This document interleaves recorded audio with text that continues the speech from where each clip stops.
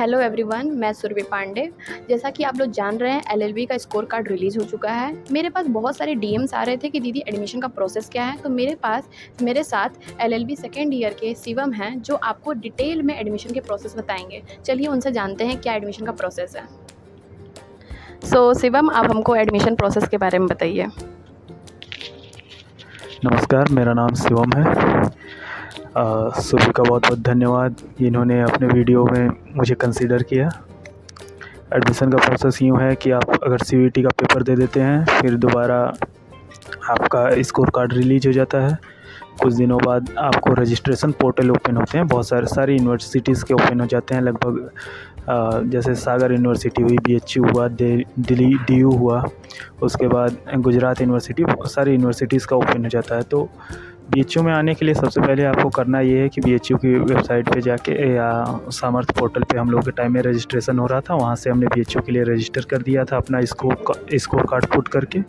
उसके लिए कुछ 200-250 रुपये लगते हैं मेरे ख्याल से।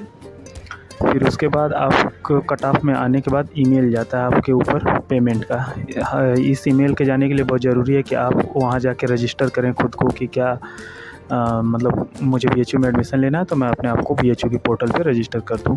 फिर एक पेमेंट का ईमेल जाएगा, आपको पेमेंट कर देना है। पेमेंट करने के बाद यहाँ मॉपअप स्पॉट राउंड तक एडमिशन होता है, तो इसके लिए आपको हमेशा वेबसाइट पे बने रहना होगा कि कब कट ऑफ आ रही है। मॉपअप के लिए खास करके जाहिर है कि सुरभि वीडियो ला रही हैं, तो मॉपअप का भी लेके आएंगी कि मॉपअप का प्रोसेस कैसे होगा। मॉपअप के लिए आपको ऑफलाइन यहाँ आना पड़ता है। आने के बाद क्या है कि एक डिमांड ड्राफ्ट लेके आना पड़ता है, जो हमारे टाइम 1000 रुपये थी, इस समय का नहीं पता।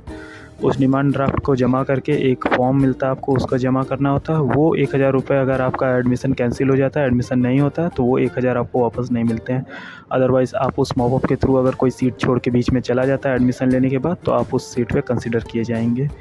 और पेपर भी इस बार थोड़ा टफ गया है, तो मे भी मेरिट कम आए। वैसे कुछ लोगों ने तो टॉप कर दिया 300 आउट ऑफ 300। और ये प्रोसेस यहाँ आने के बाद आपको बहुत सारी अंडरटेकिंग जो आपके ईमेल पे जाएंगे, उनको घर से भर के लाइए, उस फ़ोटो लगाइए, ताकि यहाँ आने के बाद क्योस ना हो।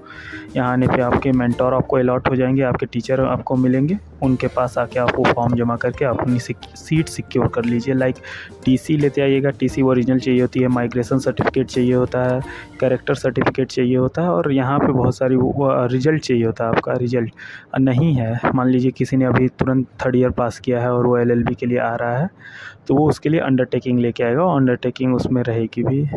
और ये प्रोसेस रहा। उसके बाद आप अपनी सीट सिक्योर कर लीजिएगा और क्लासेस के लिए आइएगा। धन्यवाद।